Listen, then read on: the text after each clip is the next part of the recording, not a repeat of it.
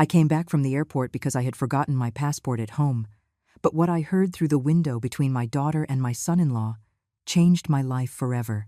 It was impossible to believe what my own ears were hearing. I had planned this trip for months. Everything was perfectly organized, but a simple oversight brought me back at the exact moment to discover the most painful truth of my existence. My heart was racing as I climbed the stairs of my own house, the house I had built with so much love and sacrifice over decades. I never imagined I would return like this, with trembling hands searching through my papers for the document that would allow me to escape my routine for a few days. The taxi was waiting for me outside with the engine running, the driver glancing impatiently at his watch. But I needed to find that damn passport, which I was sure was in my desk drawer. I ran upstairs, panting a little because at 66 years old, I don't have the same agility I used to, but the excitement of the trip gave me strength. It was my first solo getaway in years, a Mediterranean cruise I had booked after months of saving every dollar. My late husband Richard always told me I deserved to see the world, but we never had the chance. Now, 3 years after he passed, I had finally been encouraged to fulfill that dream. I slipped in quietly through the back door, trying not to make any noise. Emily and Kevin were visiting, as they did every Sunday, and I didn't want them to know I was back. I knew my daughter would worry unnecessarily and maybe even try to convince me to cancel the trip. She has always been overprotective of me, especially since I became a widow. I tiptoed up the stairs, heading for my bedroom where I kept the desk with all my important documents. The passport had to be there, in the second drawer, along with the insurance policies and bank papers. Everything was perfectly organized, just as my parents had always taught me. But just as I reached the second floor, their voices carried clearly from the living room. My bedroom window overlooked the garden where they were sitting, drinking coffee at the wrought iron patio set Richard had bought for our 20th wedding anniversary. At first, I thought it was a normal conversation, the kind all young couples have about their future plans. Emily was speaking in that soft voice she always uses when she's nervous, and Kevin was responding in his calculated tone that had always made me a little distrustful, though I never admitted it, not even to myself. But the words that followed made my blood run cold. I stood frozen by the window, hidden behind the lace curtains I had sewn myself years ago. My breathing became ragged, and I felt as if the floor were moving beneath my feet. "We can't wait any longer, Emily," Kevin was saying with a firmness I had never heard from him before. "Your mother is very healthy for her age. She could easily live another 10 or 15 years. We can't keep waiting that long." My daughter responded with a deep sigh, as if she had been carrying a huge weight for a long time. "I know, Kevin, but it scares me. She's my mother, after all. Although lately, I feel like I don't even recognize her anymore." "That's exactly why," he continued. "She's starting to make decisions on her own, like this ridiculous trip. What's next? Maybe she'll marry some old guy from her book club? We can't let her squander our future on old age whims." The words hit me like punches to the stomach. Our future? Old age whims? What exactly were they talking about? My mind raced, trying to process what I was hearing, but a part of me refused to accept the reality of such cruel words. "The lawyer says that if we can prove she's losing her mental faculties, we can get legal guardianship," Kevin went on. "And once we have control of her finances, we can make the decisions that really matter. This house is worth a fortune, and with her savings we could finally buy the condo we want." Emily was silent for a moment that felt like an eternity. I held my breath, clinging to the curtains, internally praying for my daughter to say no, that this was wrong, that she would never do something like that to her own mother. But her next words completely destroyed my world. "You're right, honey. I already spoke with Dr. Evans. He's willing to sign the papers we need. He says that at her age, it's easy to argue cognitive decline, especially if we show erratic behaviors like this sudden trip." I could hardly breathe. My legs were shaking so much, I had to lean against the wall to keep from falling. These were my loved ones, my only daughter, and the man she had chosen as her life partner, coldly planning how to take away everything I had built over decades of honest work. The sound of the taxi's horn broke through my thoughts. The driver was getting impatient, probably thinking I had changed my mind about the trip. But I wasn't thinking about cruises anymore, or passports. All I could think about were those terrible words I had just heard, about a betrayal I could never have imagined was possible. For 50 years, I built a life I thought was perfect, as orderly as a Swiss watch. Every morning I woke up at 6 o'clock sharp, prepared coffee in the same white porcelain cup Richard had given me on our first anniversary, and began my daily routine that never varied.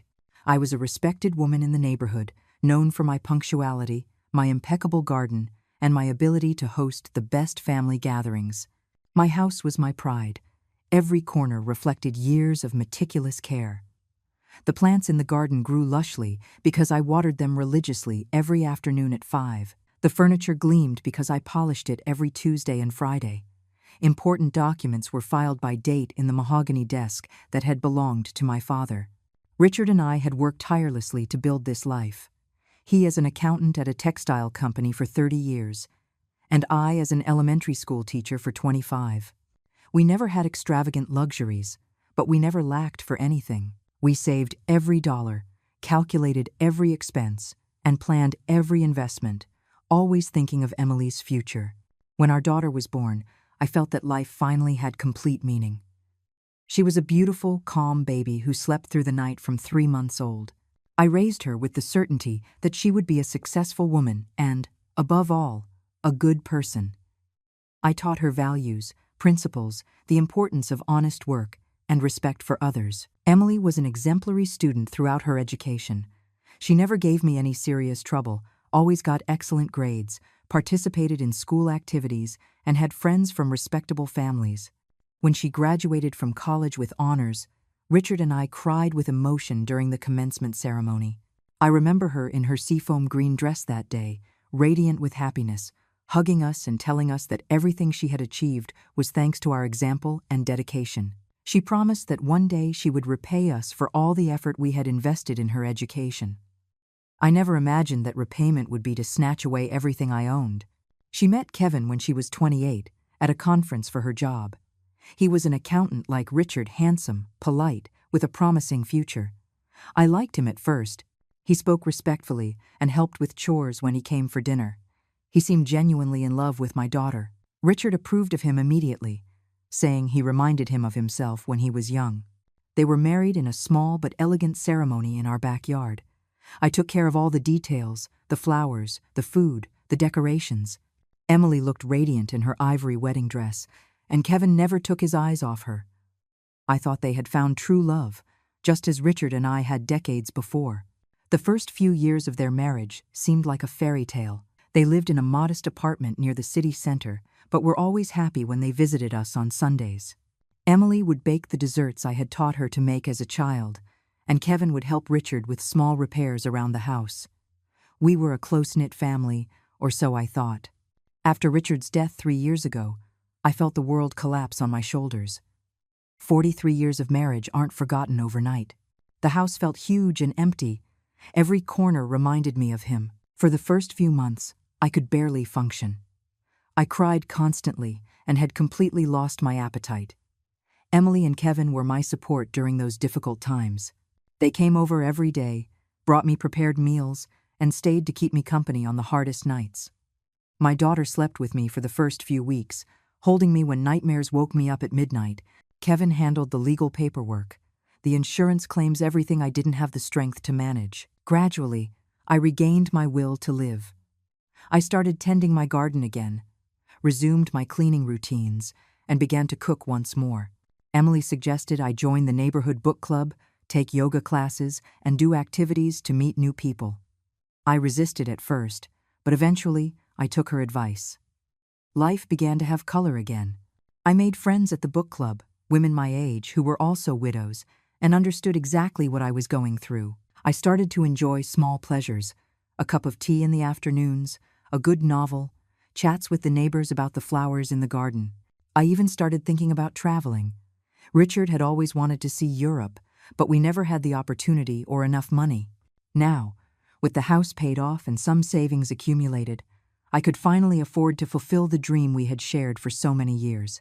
When I told Emily and Kevin about my travel plans, their reaction was strange. They didn't show the excitement I expected, but rather concern. They said it was dangerous for a woman my age to travel alone, that I could get sick far from home, that it was better to wait, and maybe they could accompany me in the future. But I had made up my mind. For the first time in decades, I wanted to do something just for me, without asking for permission, without considering others' opinions. I felt free, independent, capable of making my own decisions. Richard would have been proud to see me so determined and brave. I organized everything meticulously: the passport, the reservations, the travel insurance, the right clothes. I even bought a new suitcase, a vibrant red one, because it seemed cheerful and optimistic. I was as excited as a little girl waiting for Christmas. I never suspected that this excitement, this new independence that made me so proud, was precisely what was fueling the sinister plans I had just overheard from my own window. "The problem is, she's still too sharp," Kevin continued while I remained hidden behind the curtains, feeling my world crumble word by word. "But Dr. Evans says that doesn't matter. With a few testimonies of erratic behavior and her age, we can get her declared mentally incompetent without much trouble." Emily sighed deeply. "What if she figures out what we're doing? You know my mom, Kevin. She's smarter than she looks. For years, she managed the household finances when Dad was alive. She never made mistakes with the numbers." "That's exactly why we have to act fast," he replied with a coldness that chilled me to the bone. "The longer we wait, the harder it will be to convince a judge. But if we present the case correctly, showing that she's making impulsive decisions like spending money on unnecessary trips, we can argue for impaired judgment." The words stabbed into my chest like sharp daggers. Unnecessary trips, impaired judgment. How could they talk about me like that? How could my own daughter, the child I had carried in my arms, nourished with my milk, comforted during every childhood nightmare, be planning to destroy my life in such a cruel way? "I already spoke with Susan too," Emily added, mentioning my best friend from the book club. "I told her I was worried because Mom had been acting strangely lately, that she sometimes gets confused with dates, that she repeats the same stories over and over." My heart stopped completely. Susan was my confidant, the person with whom I shared my joys and worries every Tuesday over coffee. Had Emily been poisoning our friendship with lies about my mental health? For how long had she been weaving this web of deceit behind my back? "Excellent," Kevin approved. "We need it to look like a pattern of concerning behavior. What else can you get?" "Well, we could also talk to Mrs. Gable, the next-door neighbor. She's always been a bit of a gossip. If I tell her I'm worried about Mom's mental health, she'll surely start inventing things she's noticed." The betrayal was deeper than I had imagined. They weren't just planning to steal my assets, they were systematically destroying my reputation, my social support network, everything that gave me a sense of belonging and dignity in the community where I had lived for decades. "Perfect," Kevin said. "And don't forget to document anything strange she does. If she gets up in the middle of the night, if she forgets to pay a bill, if she gets a name wrong, everything can be used as evidence." My stomach churned as I realized that for months, maybe years, my own daughter had been watching me like a predator watches its prey, waiting for any slip-up, any normal moment of human vulnerability to use against me. "And what about the house?" Emily asked. "It's the most valuable thing she has. Once we have guardianship, we can sell it easily. We'll say it's too big for her, that she needs to be in a safer place with specialized care.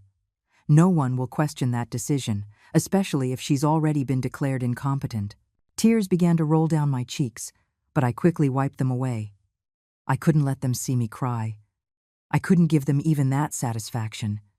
This house was more than a property.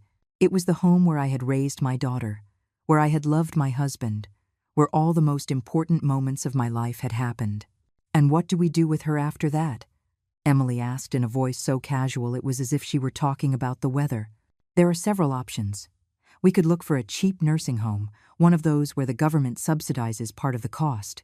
With her pension, and what's left after selling the house and paying off our debts, it should be enough to keep her comfortable."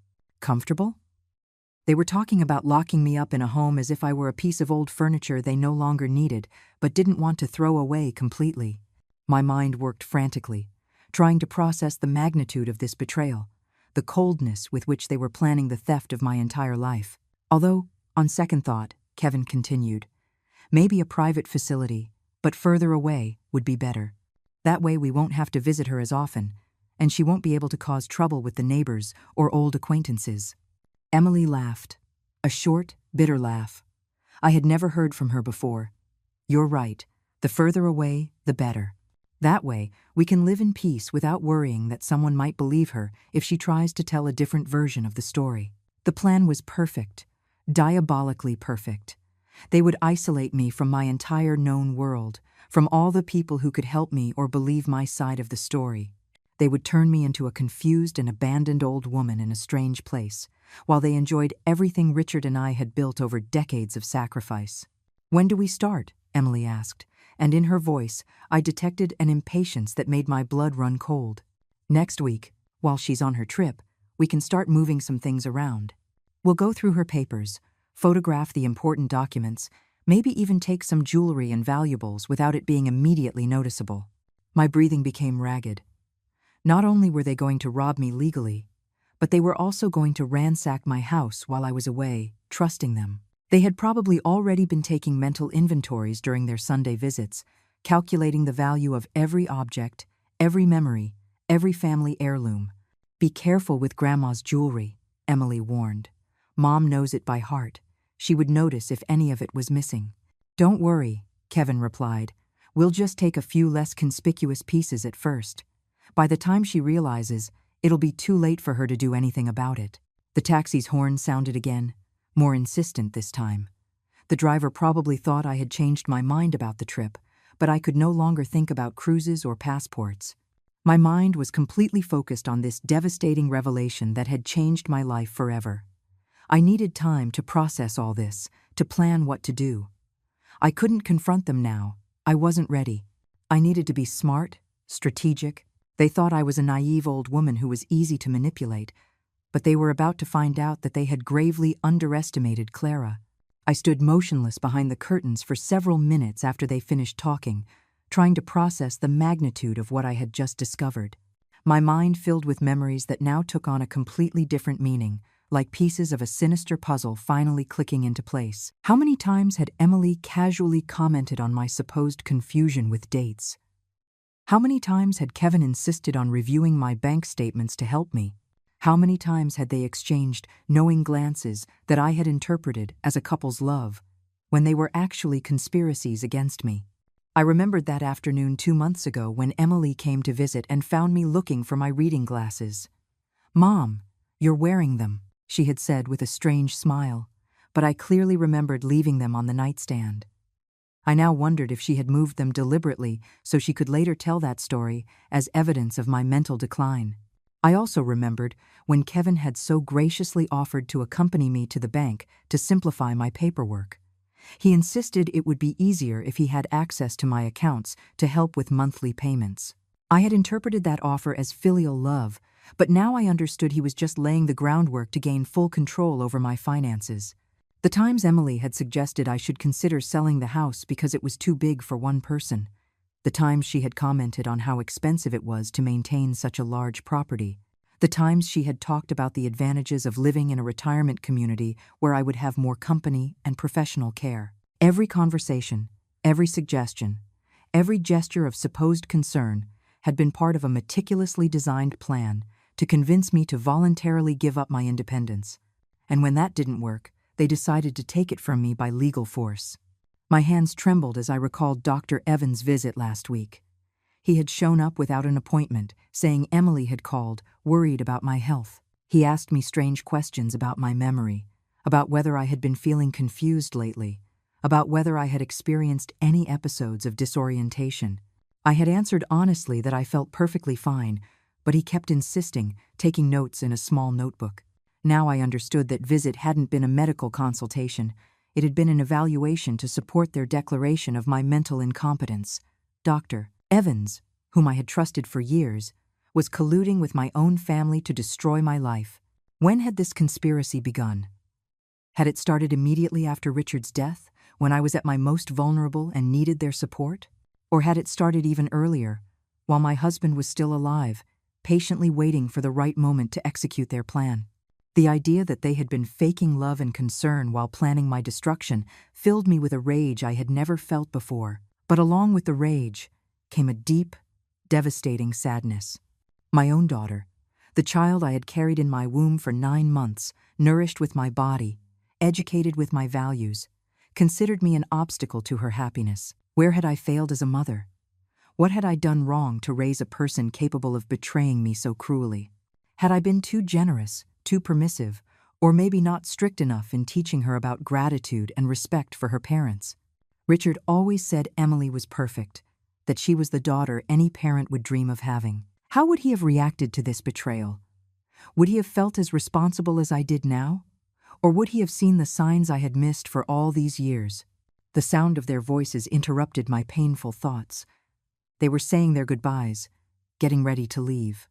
I heard the scrape of chairs being moved, footsteps on the patio, the final words of a conversation that had destroyed my world forever. "Remember, honey," Kevin was saying, "we can't suddenly change our attitude toward her. We have to keep being the perfect daughter and son-in-law until everything is legal." "I know," Emily replied, "although it's getting harder for me to fake affection when I see her spending money on unnecessary things like that trip. But you're right, we have to keep up appearances until we have everything under control." Faking affection. Those words hit me harder than all the others. For years, I had interpreted their hugs, their kisses on my cheek, their "I love you, Mom," as genuine expressions of filial love. Now I discovered it had all been an elaborate performance, a mask to hide their contempt and greed. I heard the front door open and close. Their footsteps receded down the front path. The sound of their car engine started and gradually faded into the distance. Only then did I allow myself to collapse onto the bed, my body shaking from the shock of everything I had discovered. The taxi's horn was still honking outside, increasingly impatient. I would have to go down and cancel the trip, make up some excuse. I couldn't leave now, knowing what I knew. I needed time to think, to plan, to decide how to face this devastating betrayal. But as I headed toward the window to signal the driver, an idea began to form in my mind. What if I didn't cancel the trip? What if I used their plan to go through my things while I was away to observe them without their realizing it? What if I pretended to be the naive old woman they thought I was, while I was actually investigating the true depth of their betrayal? They had gravely underestimated Clara. They thought she was a vulnerable widow who was easy to manipulate, but they were about to discover that the woman who had built a life with Richard, who had raised a daughter and managed a household for decades, had resources and strength they couldn't even imagine. If they wanted to play dirty, I would teach them what it really meant to face a woman who had nothing left to lose and everything to fight for. I walked down the stairs with firm, determined steps, though my heart was beating like a war drum. The taxi driver looked relieved when I appeared at the front door with my red suitcase and a smile that, though forced, must have seemed convincing. "Sorry for the delay," I said in the calmest voice I could manage. "I'm ready for the airport now." During the entire ride, I made casual conversation with the driver, commenting on the weather and my excitement for the cruise. But my mind was racing, planning every move. I couldn't let Emily and Kevin suspect I had discovered their plan. My only advantage was that they believed they had me completely fooled. At the airport, while waiting for my flight, I called Susan from a payphone. I needed to know exactly what Emily had told her about my supposed mental decline. "Susan, dear," I began naturally, "I'm at the airport about to leave, but I wanted to ask you something. Have you noticed anything strange about me lately?" There was an awkward pause before Susan answered. "Well, Clara, the truth is, Emily came to see me a few weeks ago. She was very worried about you. She said you'd been a bit confused about things." My stomach tightened, but I kept my voice serene. "Confused how, exactly?" "She said you repeated the same stories several times, that you sometimes forgot where you put things, that you'd had a few episodes of disorientation." I told her I hadn't noticed anything unusual, but she insisted it was very subtle and that maybe I hadn't realized. The poison was spreading exactly as they had planned. And what else did she say? She also mentioned you were making impulsive decisions, like this trip. She said she was worried because it wasn't typical of you to do something so spontaneous without consulting the family. Every word confirmed the depth of their betrayal. They had been building a carefully designed narrative to make my independent decisions look like symptoms of dementia. "Susan, I want you to know that I feel perfectly fine. If you ever notice anything genuinely concerning in my behavior, please, tell me directly, okay?" "Of course, dear," although I must admit, Emily seemed truly distraught. "Maybe you should talk to her when you get back." After hanging up, I went to the airport gift shop and bought a small, discreet audio recorder.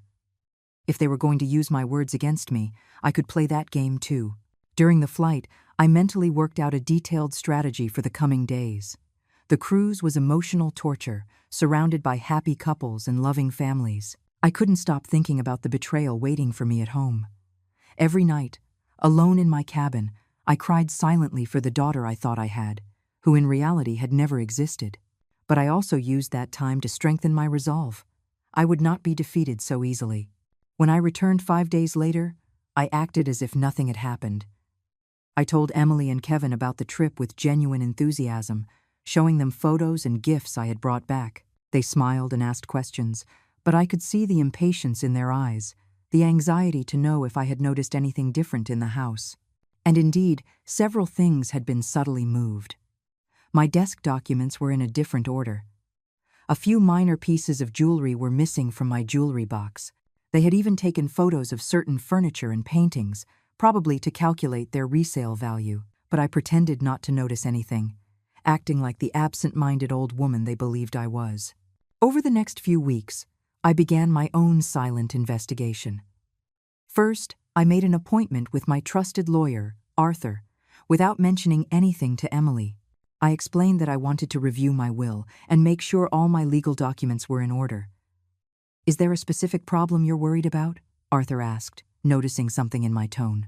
"Let's just say I've started to question some things about the people I trusted," I replied carefully. "Would it be possible to make some changes without anyone else finding out for now?" Arthur, who had been Richard's friend for decades, nodded with understanding. "Of course. Everything we discuss here is protected by attorney-client privilege." I also began to secretly document every interaction with Emily and Kevin. Every comment about my supposed confusion, every suggestion about selling the house, every question about my finances was recorded on my little device. Soon, I would have enough evidence of their pattern of manipulation. But the most revealing investigation happened when I decided to follow Kevin one afternoon. I had noticed he was leaving work early on Wednesdays lately, and my gut told me there was more to it. I put on a large hat and sunglasses, feeling ridiculous but determined to uncover the truth. I followed him to a cafe on the other side of town, where he met a young woman with 2 small children. My heart stopped when I saw him hug her and kiss the children as if they were his own. This wasn't a business meeting or a casual get-together with a friend. I sat at a distant table, hidden behind a newspaper, and watched for an hour as Kevin acted like a loving father and husband with this secret family. The children called him Daddy. The woman spoke to him with the intimacy of a longtime wife. When they said goodbye, he handed her an envelope that clearly contained money. The final piece of the puzzle clicked into place. Kevin wasn't just planning to rob me to finance his life with Emily. He was also maintaining another family in secret. My daughter wasn't just a victim of his manipulations. She was also his unwitting accomplice in a much larger deception. That night, while pretending to watch television in the living room, Emily and Kevin were talking in the kitchen, thinking I couldn't hear them. My hidden recorder captured every word as they planned the next step in their strategy to have me declared incompetent. "Dr. Evans says he needs more documented evidence," Kevin was saying.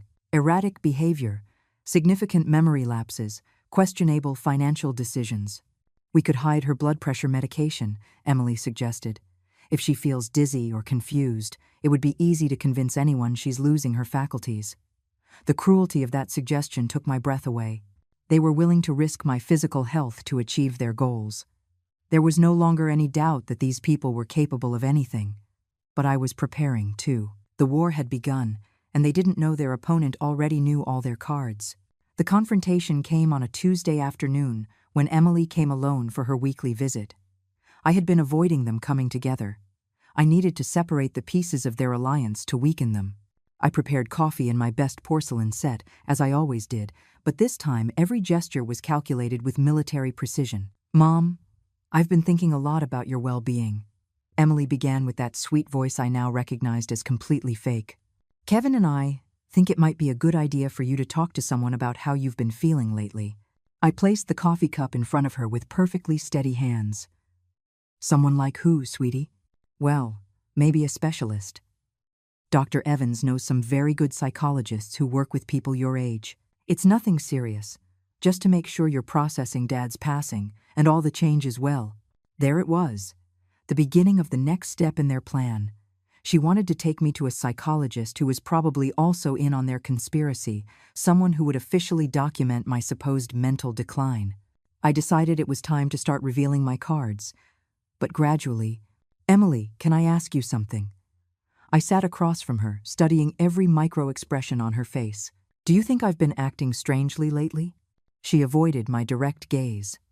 "Not strangely, Mom, but, well, I have noticed a few things. Little memory lapses. Some decisions that seem a bit impulsive."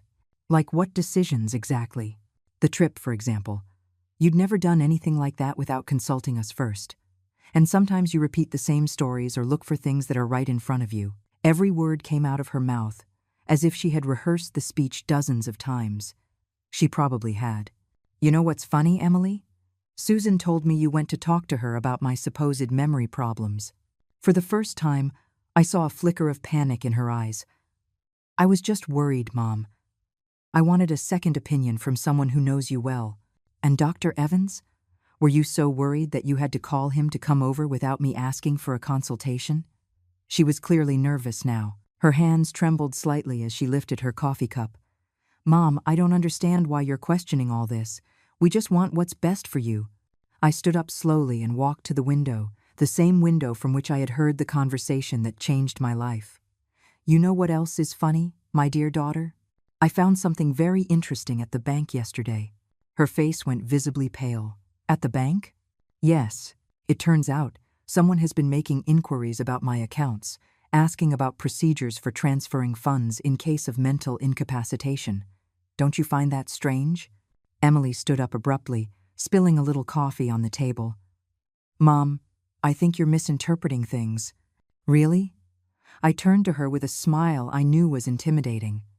"Then maybe you can explain why my grandmother's pearl necklace disappeared from my jewelry box, or why my desk documents have been constantly moved, or why you have copies of my house keys that I never gave you."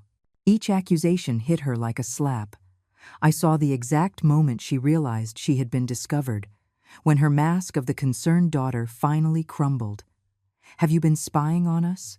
she managed to ask, her voice no longer sweet. "I don't need to spy in my own house, Emily. I just need to pay attention to what's happening under my own roof."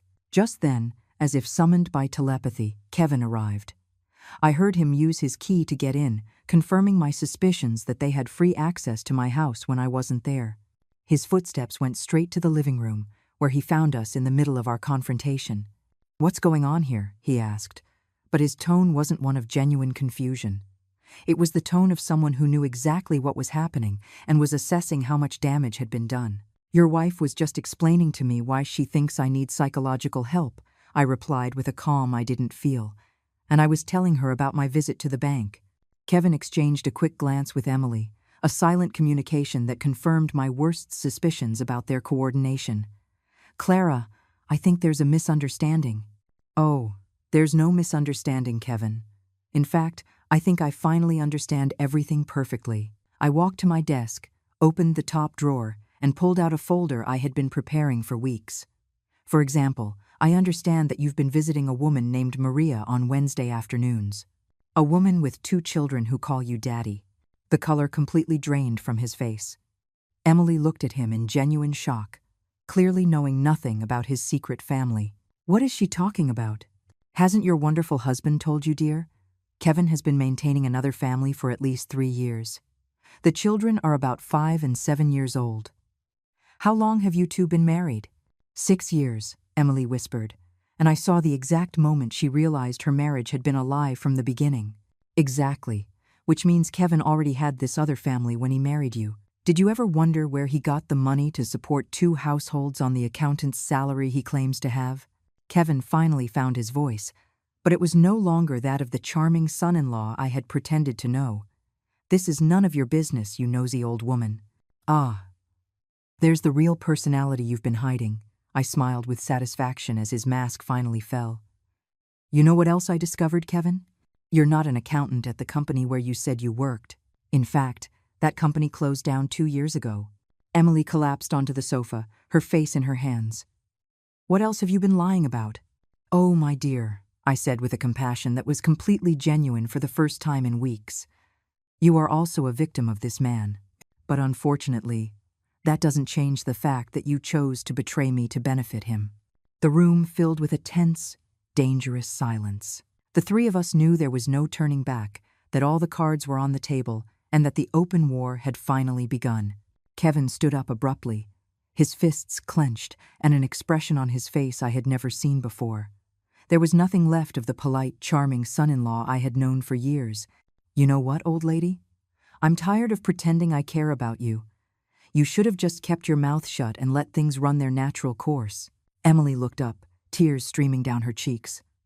"Kevin, what are you saying?" "I'm saying your mother is an annoying obstacle who should have accepted her place a long time ago." His voice had a cruelty that made my blood run cold. Women her age should be grateful that someone is looking after them, not playing detective. But before I could respond, the doorbell rang. The three of us froze, as if caught in the act which, in a way, was exactly what had happened. "Are you expecting someone?" Emily asked in a trembling voice. I smiled with the first genuine satisfaction I had felt in weeks. "As a matter of fact, yes. Excuse me for a moment." When I opened the door, Arthur was standing on the threshold with a young woman in a suit I didn't immediately recognize.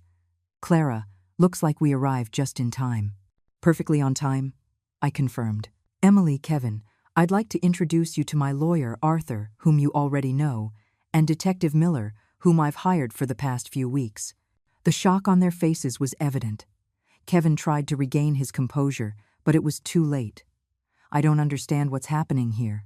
Detective Miller took a folder out of her briefcase. "Mr. Martin, for the last 3 weeks, we have been investigating your financial and personal activities at Mrs. Clara's request. We have photographic evidence of your meetings with Maria Mendez and her children, records of bank transfers to her account, and full documentation of your fraudulent employment." Emily stood up slowly, as if in a trance. "Mom, how long have you known all this?" "Since the day I supposedly left for my trip, when I came back for my passport and heard you two planning how to steal my entire life." "But you went on the trip?" she protested weakly. "Yes, I did.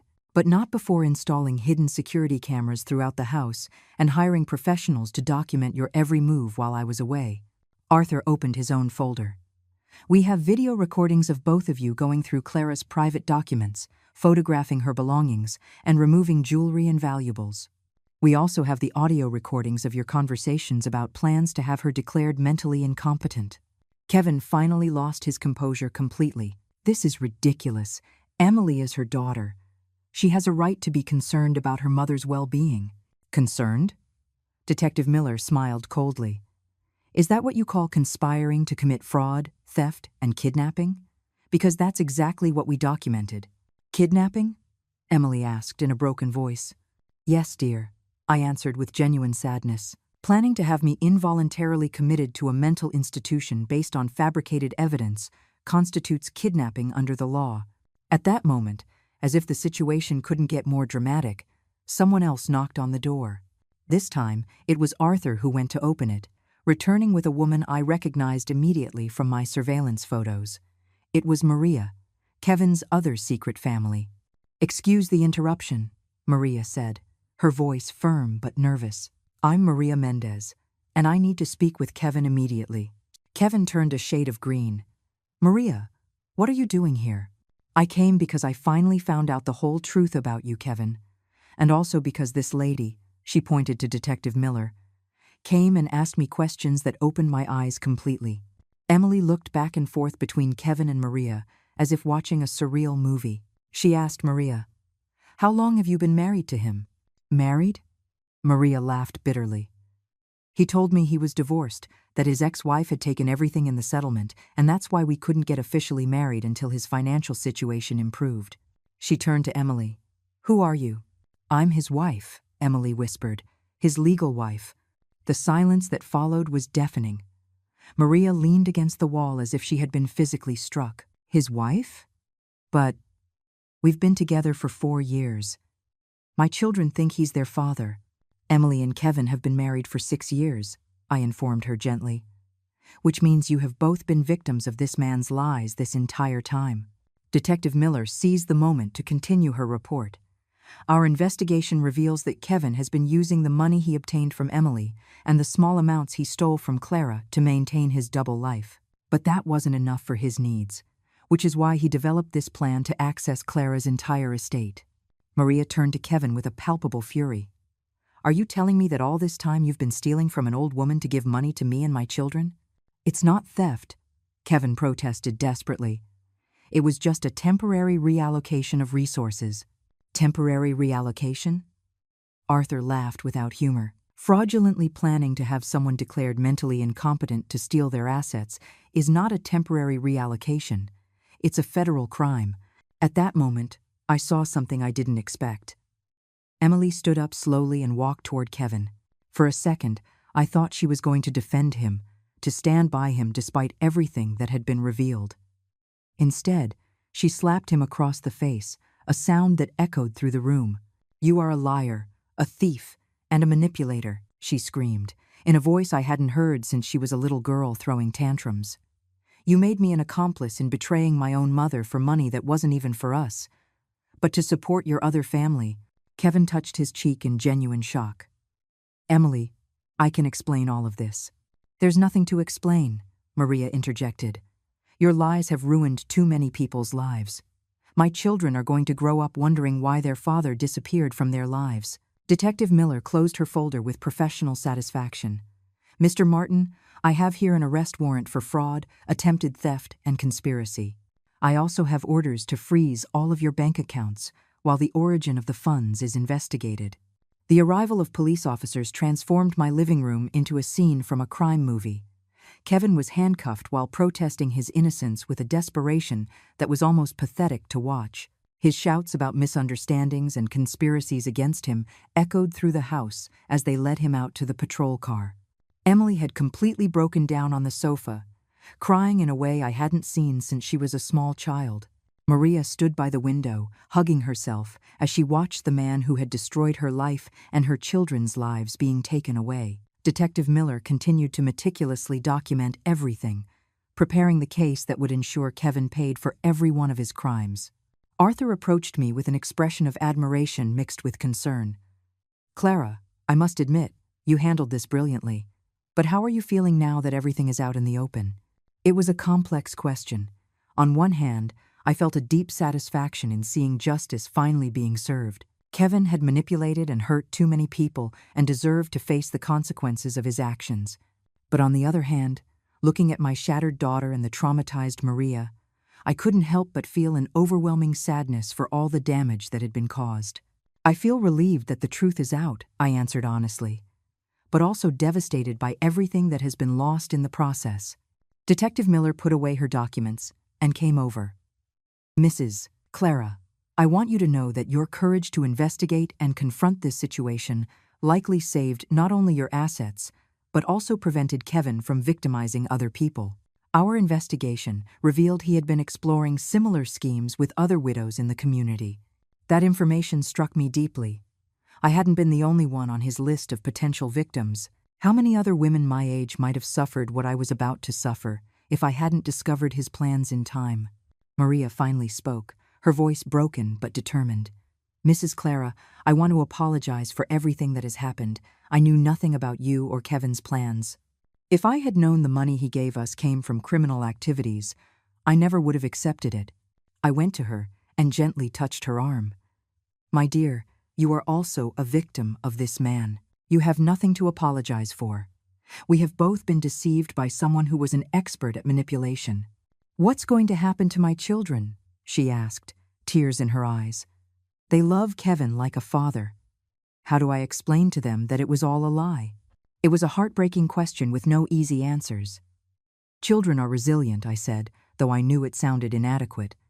With love and support, they can get through this. And maybe now they'll have the chance to know their real father without Kevin's lies getting in the way. Arthur intervened with practical information. Maria, as part of the investigation, will be able to trace the funds Kevin provided you. If that money came from criminal activities, the state may be able to offer some form of compensation or assistance during the transition. Emily finally looked up, her eyes red and swollen. Mom, I don't know how to ask for your forgiveness for what I've done. There are no words to express how sorry I am. I sat down next to her, feeling the weight of all the years we had lost because of Kevin's manipulations. Emily, I need to understand something. Did you ever truly believe I was losing my mental faculties? Or did you always know you were lying? She covered her face with her hands. At first, Kevin convinced me that you were really showing signs of confusion. He said it was normal that I didn't notice them because I saw you so often, but that he could see it more objectively. Slowly, I started looking for evidence of what he was saying, and when I couldn't find it, he would convince me that I had missed it or misinterpreted it. It was a sophisticated psychological manipulation technique. Kevin had gradually brainwashed my daughter, making her doubt her own perception and judgment. And when did you realize it wasn't true? I think deep down I always knew something was wrong. But Kevin was so convincing, so sure of himself. And honestly, the idea of having access to your estate was tempting. We're in debt up to our eyeballs, Mom. Kevin told me it was the only way to save our future. Detective Miller took careful notes. That's the exact pattern we see in financial manipulation cases. The perpetrator identifies financial and emotional vulnerabilities, then systematically exploits them. Arthur opened a new folder. Clara, there's something else we need to discuss. During our investigation, we discovered that Kevin had started forging your signature on some bank documents. Fortunately, we stopped him before he could make any significant transfers. But we need to make sure all your accounts are secure. The revelation that he had been forging my signature hit me like another slap. What kind of documents? Change of beneficiary forms. Applications for additional credit cards. Some inquiries about loans against the value of your house. He was preparing multiple avenues to access your funds once he had legal control. Maria shook her head in disbelief. How could I have been so blind? All the signs were there, but I wanted to believe his lies because the alternative was facing that I was raising my children alone. Don't blame yourself, I told her firmly. Kevin was an experienced predator. He knew exactly how to manipulate our hopes and fears. Detective Miller closed her notebook. With all the evidence we've gathered, Kevin will face multiple charges: bank fraud, forgery, attempted kidnapping, and possibly more as the investigation continues. We're talking about a significant prison sentence. As the officers finished processing the scene, I realized that although I had won this battle, the emotional scars would take a long time to heal. My relationship with Emily was damaged, perhaps irreparably. Maria and her children would have to rebuild their lives from scratch, and I would have to learn to trust again after this devastating betrayal. But for the first time in months, I felt in control of my own life again. 6 months later, I was sitting at my favorite cafe with Susan, observing how life had taken turns I could never have imagined. Kevin's trial had ended the previous week with a sentence of 12 years in prison for multiple counts of fraud and forgery. Justice had been served, but the emotional wounds were still healing slowly. Susan stirred her coffee with a thoughtful expression. You know what impresses me most about this whole situation, Clara? The way you handled everything. I never saw you coming. I laughed softly, the first genuine laugh I'd had in a long time. I didn't see me coming either, to be honest. I don't think I even knew what I was capable of until I was forced to find out. My relationship with Emily had been the most complex aspect of this whole experience. For the first few months after Kevin's arrest, we had barely spoken. She was dealing with the divorce, personal bankruptcy, and psychological therapy to process years of emotional manipulation. I needed space to heal from the betrayal and decide if it was possible to rebuild our mother-daughter relationship. Have you heard from Emily lately? Susan asked, as if she had read my mind. We spoke on the phone last week, I answered carefully. She's living in a small apartment downtown, working double shifts to pay off her debts. Therapy seems to be helping her understand how Kevin manipulated her perception of reality for so long. It was strange to talk about my own daughter as if she were a distant acquaintance, but that was the current reality of our relationship. Forgiveness was a gradual process, and although I had begun to forgive her intellectually, my heart still needed time to fully heal. And what about Maria and her children? That's a more hopeful story. Maria turned out to be an incredibly strong woman. She managed to locate the biological father of her children, who had been looking for them for years. Kevin had told him she had died in an accident, while he told her that he had abandoned them. Susan shook her head in disgust. That man was truly evil. He was. But what's amazing is that Maria and I have developed a genuine friendship. We meet for lunch once a month, and her children call me Grandma Clara. It's strange how something so destructive can eventually create unexpected connections. The irony was not lost on me.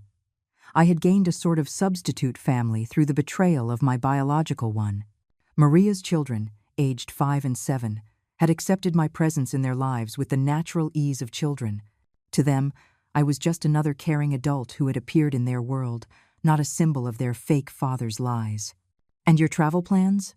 Susan asked with a knowing smile. "Are you still thinking of exploring the world?" "In fact, I have reservations for a tour of Greece next month," I said, feeling proud. "And Maria is going to house sit for me while I'm away." It's funny how life gives you exactly what you need when you least expect it.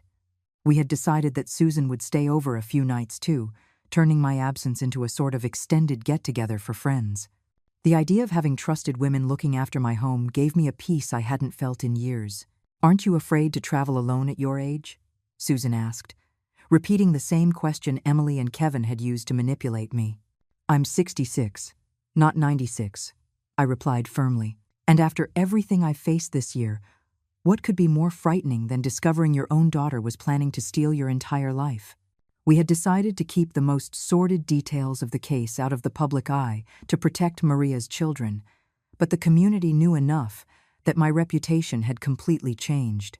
I was no longer seen as the vulnerable widow who needed protection, but as the sharp woman who had unmasked a sophisticated criminal. "You know what's the most liberating part of all this?" I said. "For the first time in decades, I'm making decisions based solely on what I want, not on what others expect of me or how my decisions will affect them." Susan nodded in understanding. "It's like you've rediscovered parts of yourself you forgot existed." "Exactly. For years I was a wife, a mother, a daughter-in-law, a neighbor always defined by my relationships with others. Now, I'm rediscovering who Clara is as an independent individual. It's exciting and terrifying at the same time." My phone rang, interrupting our thoughts. It was Arthur with news about the final settlement of Kevin's assets. "Clara, I have good news.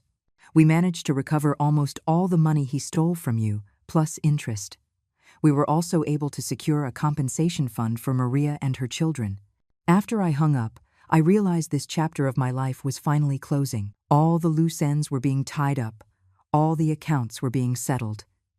It was time to look forward instead of back. "Do you have any regrets?" Susan asked as we walked back to our cars. I stopped and thought carefully about her question. Regrets? Not about how I handled the situation once I found out the truth. But I do regret not trusting my instincts more during all those years. There were signs, little things that bothered me about Kevin, but I ignored them because I wanted Emily to be happy. The afternoon sun cast long shadows on the street as I reflected on everything I had learned. I think the greatest gift this terrible experience gave me was the confirmation that I am stronger and more capable than I ever believed. For years, I saw myself as someone who needed protection and care, but it turns out I am perfectly capable of protecting and caring for myself. That night, as I prepared for bed in my quiet but no longer lonely house, I looked at myself in the bathroom mirror. The woman looking back had the same 66-year-old face, but her eyes had a strength and determination that hadn't been there before. Tomorrow, I would start packing for Greece. The following week, I had an appointment to learn how to use a computer. The next month, Maria and I had planned to take dance classes together. My life was filled with new and exciting possibilities. I went to bed that night with a deep sense of peace I hadn't felt in years. I was alone in my house, but for the first time in a long time, that solitude felt like freedom instead of abandonment. I had survived the deepest betrayal imaginable and had come out the other side stronger and wiser. I am alone, I thought as I drifted off to sleep, but for the first time, I am at peace.